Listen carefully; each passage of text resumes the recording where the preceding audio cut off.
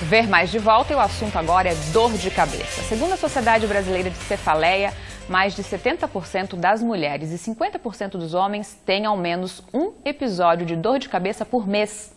É tão grave que existe até um dia especial para combater esse mal. Dia 19 de maio, próximo sábado, é o Dia Nacional de Combate à Cefaleia. E esse é o tema de hoje no SOS Ver Mais.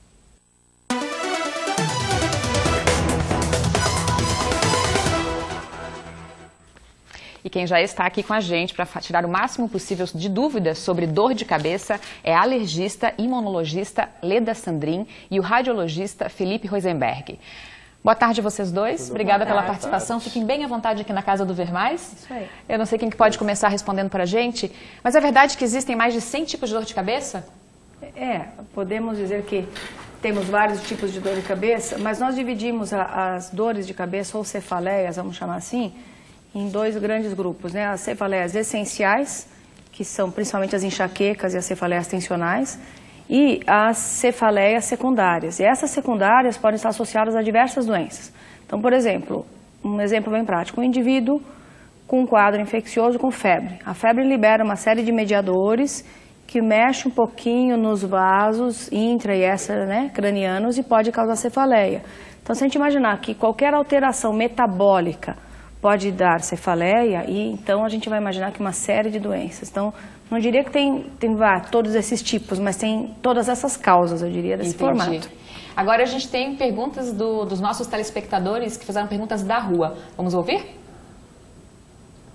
Por que é tão difícil descobrir de onde vem a dor de cabeça?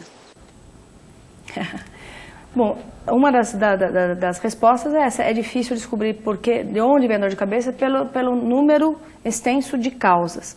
Mas uma coisa que deve ficar bem clara é todo indivíduo com dor, a dor é um sintoma de que alguma coisa não está correta.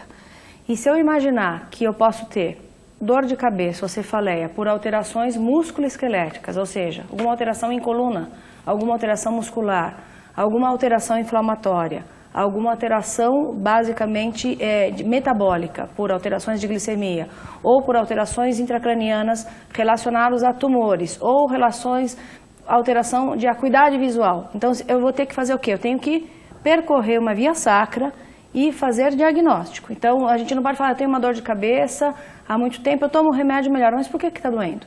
Então, pode ser que se chegue a conclusão que você tem um quadro de enxaqueca, e que a enxaqueca realmente vai dar surtos recorrentes, de dor unilateral, com dificuldade de olhar para a luz, com mal-estar. Tudo bem, mas eu tenho esse diagnóstico porque eu excluí todos os outros também. Entendi. E eu posso ter, inclusive, como são muitas causas, ter uma dor de cabeça por ser um paciente que tem enxaqueca, que é uma doença de origem hereditária, genética, mais comum em mulheres, mas isso não me impede de eu estar com uma dor de cabeça porque eu estou, por exemplo, com uma sinusite ou até com um tumor nesse momento. São vários então, fatores, isso, não para assustar, mas a gente, assim, dor é sintoma. E aí nós temos que recorrer a vários métodos diagnósticos. Pois é, doutor, na sua área mais do diagnóstico. Existe uma coisa que, assim, a cefaleia, a maioria dela, a essencial é o quê? Ela não tem um diagnóstico de imagem, ela não tem alguma coisa que a gente possa aferir. Isso é uma coisa que a gente tem hoje em dia. Não tem como ver num exame, é isso? Isso é uma coisa que a gente tem hoje em dia. As pessoas querem ver as coisas no exame, Elas querem, eu tenho que mostrar que tem alguma coisa.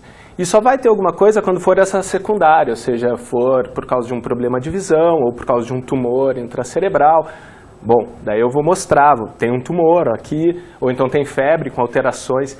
Só que às vezes, e no caso da essencial, a essencial é o quê? Ela é um diagnóstico de exclusão. Se faz todos os exames, não achou nada, então ela é considerada essencial. E ela, não é que ela é difícil de diagnosticar, como ela falou assim, mas ela não tem uma imagem para a gente mostrar. Ela a não pessoa tem que se conhecer um pouquinho também, né? Vamos para mais uma pergunta, então, Claro. de pessoas da rua. Qual que é a diferença da dor de cabeça e enxaqueca? Como é que faz para descobrir? Então, a enxaqueca é um dos tipos de cefaleia, um dos tipos de dor de cabeça, vamos chamar assim. E a enxaqueca, como ela é uma dor recorrente, ela tem um padrão.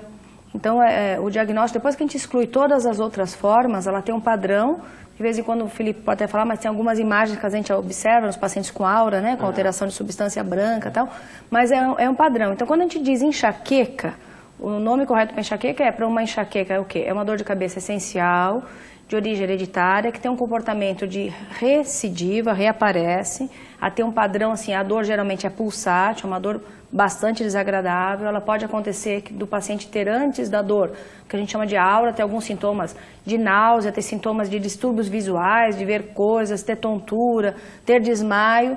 O paciente geralmente quer ficar no escuro, quer ficar em silêncio e tem os gatilhos. Então o paciente tem essa enxaqueca, então assim, ficar muito tempo em jejum é um gatilho, o paciente ficar muito tempo no sol pode ser outro gatilho, tomar bebida alcoólica pode ser outro gatilho. Então o paciente vai se conhecer, mas assim, é um diagnóstico clínico, ele é um diagnóstico bem estabelecido, né? A gente não tem dúvida, né? Ele é clínico. Ele é clínico, o diagnóstico. Passou tudo isso para mostrar, ele é clínico. A gente tem achados bem claros, clínicos, de ser em salvas, de ser recorrente, pulsátil, unilateral, às vezes sempre do mesmo lado, mas daí vai fazer um exame para fazer outro. A ressonância, em alguns casos, pode mostrar algumas coisas, mas principalmente quando está no surto da dor, ou seja, está com enxaqueca ativa.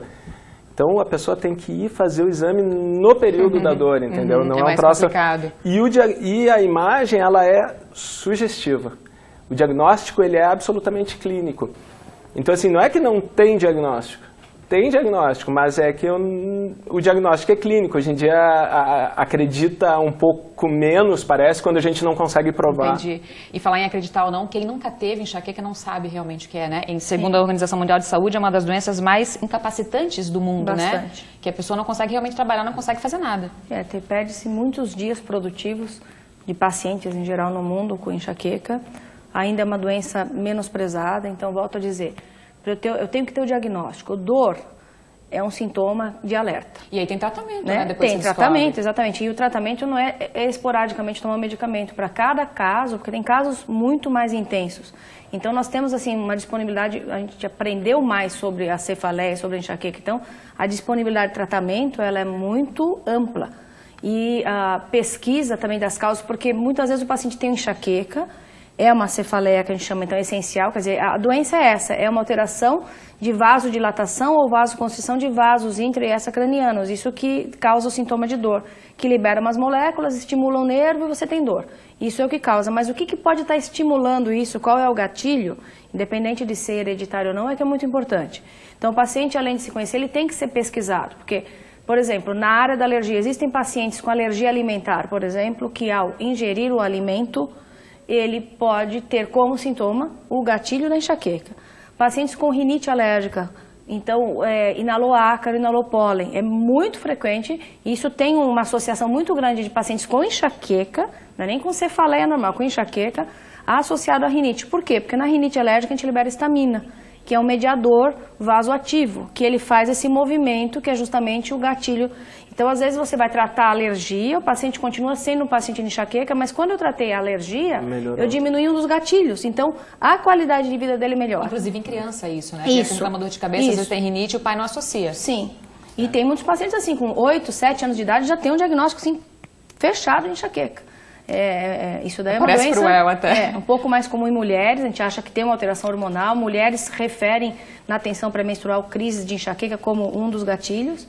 Mas a gente tem crianças, adultos, homens, mulheres que têm enxaqueca e outras pessoas que têm cefaleia por outras causas. Doutores, eu vou pedir licença um pouquinho, a gente vai voltar a conversar daqui a pouco. Agora a gente vai voltar a falar com a Vanessa para ver como que está o nosso desenho lá fora, como é que está o trabalho da nossa cartunista, como é que está por aí.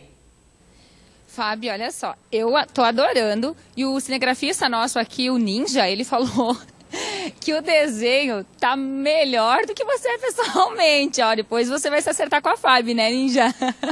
Mas, tirando as brincadeiras, né, brincadeiras à parte, tá ficando bem bacana, olha, gente, vamos mostrar pra vocês. E o engraçado, gente, que ela pinta, né, com o próprio dedo e com algodão, ela é top aqui no que ela faz, né? São poucos os cartunistas, os caricaturistas que usam o giz pastel, né, que é esse giz aqui que eu tô usando. Ela é um giz bem... faz bastante sujeira, viu? Mas fica lindo. E o engraçado é que ela não borra, né? Ela vai com o dedinho e não borra. E se eu borrar também vai ficar bonito. Fica bonito da mesma forma, né? Sim. Eu quero te fazer uma pergunta aqui, Simone, que é uma dúvida que acho que muitas pessoas têm. A diferença entre o desenho e a ilustração, porque normalmente a gente fala, é um desenho, e não, isso não é um desenho, né? É uma ilustração. Isso. Ele é uma ilustração porque ele tem um sentido bem maior do que o desenho, ele tem um significado, um contexto. Então, a caricatura de alguém, esse alguém existe, então é uma ilustração. Se eu fizer só a criação de um rosto qualquer que não exista, né, a criação de um personagem, não sei, ele é um desenho só, né? Se eu desenhar essa caneta, esse marcador, é só um desenho e pode ser maravilhoso, né? Agora, se ele tiver um contexto maior, ele é uma ilustração. Por isso que algumas pessoas são ilustradoras, mas não são desenhistas, ou são desenhistas e não são ilustradores, né? Porque não é qualquer um que pode ser um ilustrador, que tem esse amor, esse feeling, né, com o desenho maior.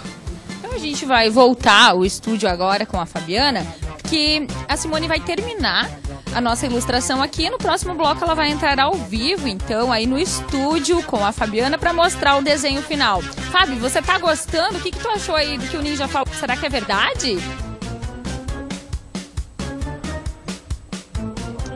Olha, eu acho que eu vou ter que concordar com o Ninja, hein? Tô achando bem bonita. Gostei desse cabelo mais claro. Ela viu pela foto, né? Quem sabe ela até me sugere. Ah, ela tá escurecendo um pouquinho agora. Mas tô achando... Olha, eu tô impressionada com a rapidez, com a técnica, com a perfeição. Quero pedir desculpas porque eu chamei de desenho antes, mas é a nossa ignorância, né? E já agradecendo. Então, depois do intervalo, além do resultado final do trabalho da Simone, nós vamos voltar a falar sobre as dores de cabeça. Continue participando. O Ver Mais já volta.